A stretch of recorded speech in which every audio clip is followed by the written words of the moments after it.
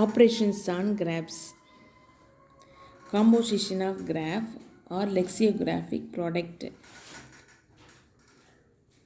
The composition G1 and G2 is the graph. G1 of G2 has V equal to V of G1 cross V of G2, and for which U1 comma U2 is adjacent with V equal to V1 comma V2 whenever U1 is adjacent to V1 or U1 equal to V1 and U2 is adjacent to V2. Composition of graph அல்லது lexicographic product அப்படின்னா நம்ம என்ன சொல்லலாம்னா first G1 ஒரு graph எடுக்கிறோம், இன்னொன்று G2 ஒரு graph எடுக்கிறோம். இப்போ ஃபார் எக்ஸாம்பிள் G1ல் P2ங்கிற கிராஃப் நான் எடுத்துருக்கிறேன். அதில் வேர்டெக்ஸ் எப்படி டிஃபைன் பண்ணுறேன்னா U1 V1.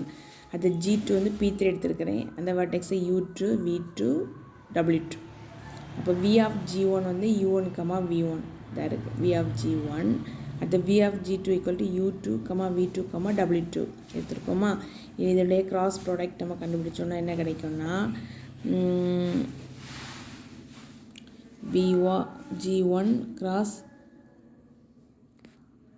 V of G2 equal to first vertex U1, இங்குள்ள first vertex U1, U2, then U1, V2, then U1, W2. இதே மாதிரி செகண்ட் வெர்டெக்ஸ் என்ன இருக்குது V1. இந்த V1 வச்சு இங்குள்ள ஒவ்வொரு வெர்டெக்ஸையும் நம்ம இதே மாதிரி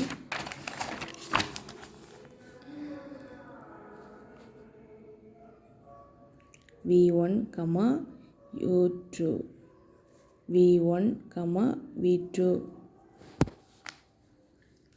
V1, W2. இப்போ மொத்தம் டோட்டலாக நமக்கு வந்து இவ்வளோ வெர்டிசஸ் கிடைக்கும். அப்போ அந்த வெர்டிசஸில் நான் இப்போ மார்க் பண்ணுறேன். அதை எப்படி வேணாலும் மார்க் பண்ணியிருக்கலாம். இப்படி மார்க் பண்ணுறோம். U1, U2, அடுத்தது U1, V2, அடுத்த பாயிண்ட்டு U1, W2, அதுமாதிரி அடுத்த point V1, U2,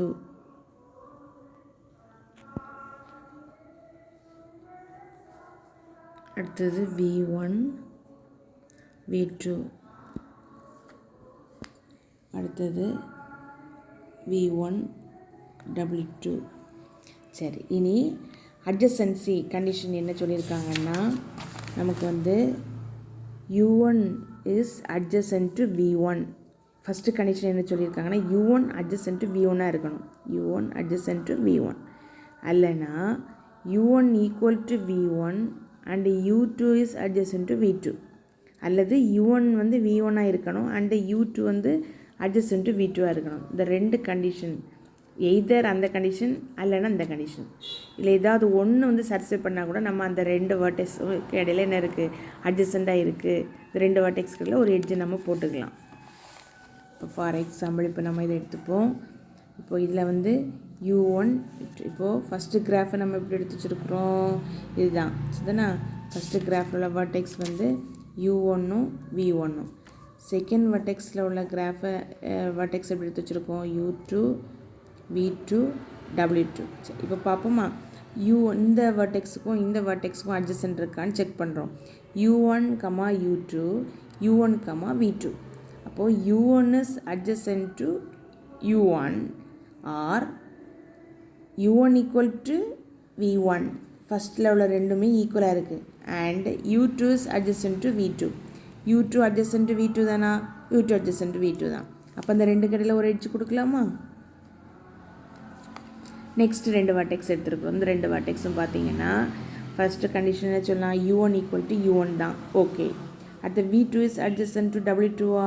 V2 is adjacent to W2 தான் இருக்குது. V2 is adjacent to W2. அப்போ இந்த ரெண்டு கடையில் ஒரு லைன் நம்ம கொடுக்கலாம். எட்ஜ் அட்ஜசண்ட்டாக இருக்கும்.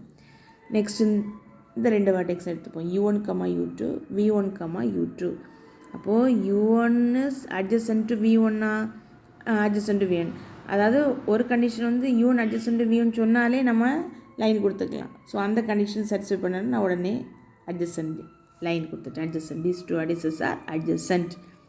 Next v1 u2 v1 v2 v1 equal to v1 u2 is adjacent to v2 ரெண்டும் adjacent தான் இருக்குது u2 adjacent to v2 தானே அதே மாதிரி இங்கே v2 is adjacent to w2 first ரெண்டும் சேமாக இருக்குது அப்போ இந்த ரெண்டு கடையில் என்ன கொடுக்கலாம் ஒரு adjacency லைன் கொடுக்கலாம் அடுத்து u1ம் v1ம் adjacent w2 ரெண்டும் ஈக்குவலாக இருக்குது ஸோ இதையும் நம்ம கொடுக்கலாம் கண்டிஷன் இங்கே பார்த்தீங்கன்னா u1 is adjacent to v1 v2 அப்போ இதுவும் நம்ம கொடுக்கலாம் அடுத்தது பார்த்திங்கன்னா இந்த ரெண்டு வர்டெக்ஸுக்கும் பார்ப்போம் u1 u2 இங்கே v1 v2 u2 is adjacent to v2 கொடுக்கலாம் u1 is adjacent to v1 இப்போ நமக்கு வந்து ரெண்டும் இருக்கணும் இல்லை ரெண்டில் ஏதாவது ஒன்று இருந்தால் போதும் u1 adjacent to v1 இருந்தாலே நம்ம என்ன கொடுத்துடலாம் adjacent லைன் கொடுத்துடலாம் அடுத்தது இந்த வர்டிசஸ் எடுத்துட்டோம்னா கூட u1 adjacent to v1 தானா ஆமாம் அப்போ உடனே கொடுத்துடலாமா